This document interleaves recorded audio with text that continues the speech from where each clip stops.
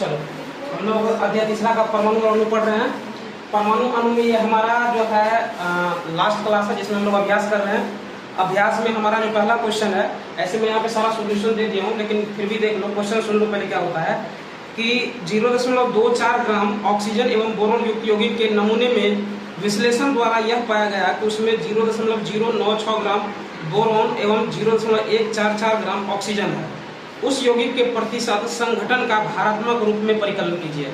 भारात्मक रूप में परिकलन करने के लिए कह रहा है, जिसमें क्या कह रहा है कि 0.24 क्या है, ऑक्सीजन है, और बोरोन युक्त नमूने यौगिक के नमूने में विश्लेषण द्वारा यह पाया गया कि उसमें 0.096 ग्राम क्या है, बोरोन है, और 0.144 ग्राम क्या है, ऑक्सीजन है।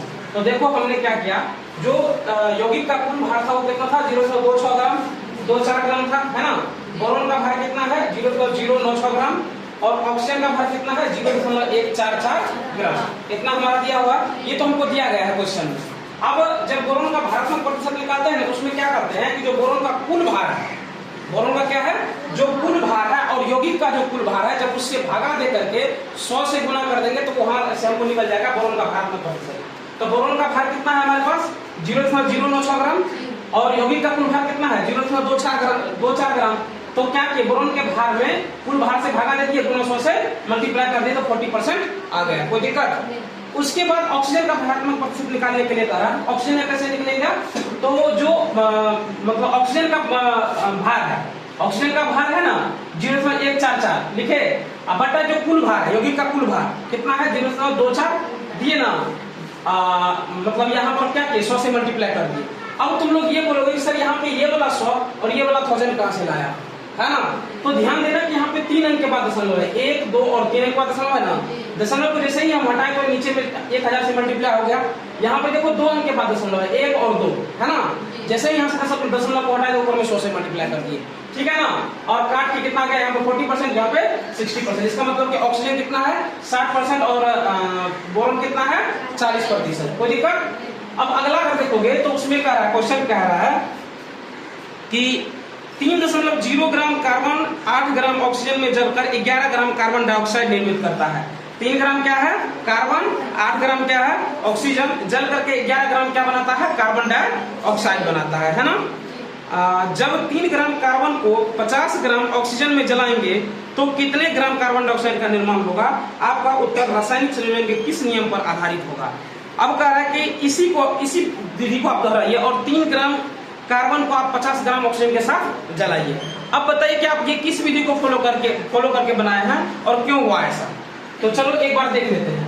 कार्बन ऑक्सीजन, कार्बन डाइऑक्साइड बनाता है संयोग करके। कार्बन हमारा 3 ग्राम दिया हुआ है, 8 ग्राम ऑक्सीजन दिया हुआ था, तो 11 ग्राम हमारा कार्बन डाइऑक्साइड बना था। ये तो क्वेश्चन में दिया हुआ है, कोई दिक्कत। दूसरा चीज ये दिया है कि अभिकारकों का कुल द्रव्यमान कितना होगा, ये अभिकारक हुआ ना, इधर वाले को अभिकारक और इधर वाले को उत्पाद बोलते हैं ना, बोलते हैं ना। तो अभिकारक का कुल द्रव्यमान कैसे निकलेगा, कार्बन का कुल द्रव्यमान जो ऑक्सीजन का कुल द्रव्यमान। तो कार्बन का कुल द्रव्यमान 3 दिया हुआ, ऑक्सीजन का कुल द्रव्यमान कितना दिया हुआ है 8, टोटल कितना हुआ 11 ग्राम हुआ ना। अब अभिकारक का कुल द्रव्यमान जो था, अभिकारक का कुल द्रव्यमान कितना था 3 + 8 और बराबर उत्पाद का कुल द्रव्यमान हो गया, ये 11 ग्राम इस 11 ग्राम के बराबर हो गया, कोई दिक्कत है। तो दोनों 11 ग्राम हो गया, तो क्या हो जाएगा कि अभिकारक का जो कुल द्रव्यमान है उत्पादों के कुल द्रव्यमान के बराबर है।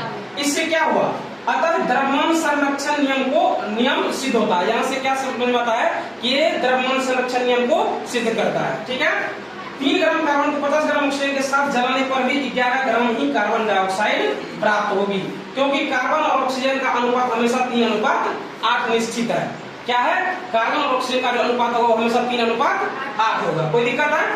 इसलिए 50 ग्राम ऑक्सीजन को 8 ग्राम ऑक्सीजन 50 ग्राम ऑक्सीजन का 8 ग्राम ऑक्सीजन ही 3 ग्राम कार्बन से अभिक्रिया करता है, और बाकी इसमें 50 में 42 ग्राम जो ऑक्सीजन है वो शेष रह जाता है। ऐसा नहीं कि कोई 50 ग्राम के साथ अभिक्रिया करता है, उसमें से 8 भाग का ही क्या करता है, ये मतलब 8 ग्राम के साथ ही अभिक्रिया करता है, बाकी जो 42 ग्राम बच गया वो शेष रह जाता है, ठीक है। इसलिए यह स्थिर अनुपात के नियम पर आधारित है। इसलिए हम कह सकते हैं कि ये क्या है, स्थिर अनुपात के नियम पर आधारित है। स्थिर अनुपात के नियम पे क्यों, क्योंकि हमको याद है कि कार्बन और ऑक्सीजन का जो अनुपात होता है वो कितना होता है 3:8 होता है, कोई दिक्कत। अब अगला क्वेश्चन है कि बहुपरमाणु आयन क्या होते हैं, उदाहरण दीजिए। देखो ये है बहुपरमाणु का, जब एक या एक से अधिक परमाणु आपस में मिलते हैं तब परमाणुओं का एक समूह बन जाता है। एक से अधिक परमाणु जब मिलते हैं क्या बनता है, परमाणुओं का समूह बनता है, ठीक है ना, जिसे बहुपरमाणु आयन कहते हैं, बहुपरमाणु कहते हैं। और इसके ऊपर कोई भी आयन है, या तो प्लस रहे या माइनस आयन रहेगा, तो उसी को हम लोग क्या कह देंगे, बहुपरमाणु आयन कह देंगे, ठीक है ना। और बहुपरमाणु आयन में परमाणुओं का एक समूह है जो वो धनात्मक या ऋणात्मक आवेश रखता है, उसका एक समूह क्या रखता है, या तो पॉजिटिव या नेगेटिव आवेश रखेगा। जैसे यहाँ पर हम तुमको पता है ये परमाणु आयन है, इधर वाला क्या है, प्रतीक है उसका। जैसे अमोनियम का क्या होता है, NH4+, हाइड्रोक्साइड का क्या होता है, OH-। सब पे देखो कोई ना कोई चार्ज लगा हुआ है ना, किसी पे माइनस किसी पे प्लस लगा हुआ है ना। नाइट्रेट का NO3-, हाइड्रोजन कार्बोनेट का HCO3-, सल्फेट का SO4-, सल्फाइड का SO3-, फॉस्फेट का PO4-, और कार्बोनेट का CO3-। दिया ना। इसी तरह से अब चौथा क्वेश्चन को हम लोग करते हैं एक एक करके, ठीक है। चलो 4 नंबर का जो क्वेश्चन है उसको एक बार देख लो। 4 नंबर का क्वेश्चन कहता है कि निम्नलिखित के रासायनिक सूत्र को लिखिए। इसी चैप्टर में हमने पढ़ा है आरा तिरछा करके सूत्र लिखना, है ना। तो इसमें कह रहा है पहला है क्या, मैग्नीशियम क्लोराइड। इसमें क्या क्या है, मैग्नीशियम है और क्लोरीन है। तो मैग्नीशियम का भी हमको क्या पता होना चाहिए, तत्व या प्रतीक पता होना चाहिए, है ना, और उसका आवेश भी पता होना चाहिए। तो मैग्नीशियम प्रतीक क्या है, Mg और Cl। आवेश क्या होता है, मैग्नीशियम का 2 होता है और क्लोरीन का 1 होता है। तो आरा तिरछा करके गुना करके क्या निकल गया, MgCl2। तो मैग्नीशियम क्लोराइड क्या निकला, MgCl2। अगला है तुम्हारा कैल्शियम क्लोराइड।